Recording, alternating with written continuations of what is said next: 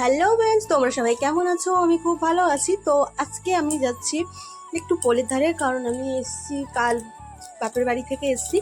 কারণ বাপের বাড়ি থেকে এসছি বলতে আমাকে এখন একটু বাপের বাড়িতে যেতে হচ্ছে একটু ঘন ঘন, কারণ এখন একটু কাগজপাতির কাজ চলছে। তোমরা জানো যে সরকার থেকে এখন নানা রকম স্কিম বার করেছে আর কি। তো সেইগুলোর জন্য কাগজপাতি নিয়ে আসতে যেতে হচ্ছে। তো এইগুলো এখন প্রচুর হাঁটা চলা যেতে হচ্ছে, বাড়ি আসতে যাওয়া প্রচুর সমস্যা। তো আমি বাপের বাড়ি থেকে চলে এসে এবার একটু পোলের ধারেতে যাব, কারণ আজ পোলের ধারে যাওয়ার কারণই হলো একটু দরকার আছে। একটু যাব কম্পিউটার সেন্টারে, কারণ সেখানে অনেক ডকুমেন্টস বাকি আছে, সেখান থেকে নিয়ে আসবো। এবং আমারও ওখানে টুকটাক কাজ আছে, কারণ এতই কদিন পর আর কি অন্নপূর্ণা ভাণ্ডারের এত লাইন চলছে যে আমি তো কোনো প্লেসই পাচ্ছি না। তো আজকে যাব, চলো। আর আমাদের এখানটাতে না এখন বর্ষাকাল, আবার রোদ্দুরও চলছে, টুকটাক বৃষ্টিও হচ্ছে, আবার রোদ্দুরও হচ্ছে।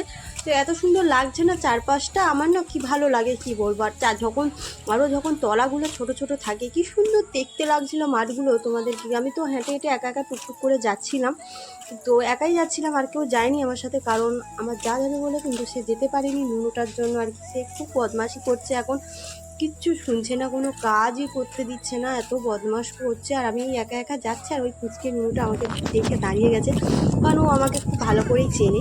তো আমি এই পোলটারে চলে এসেছি, দেখো কি সুন্দর লাগছে দূর থেকে আকাশটা, দেখো আমার তো কি ভালো লাগছে দেখতে।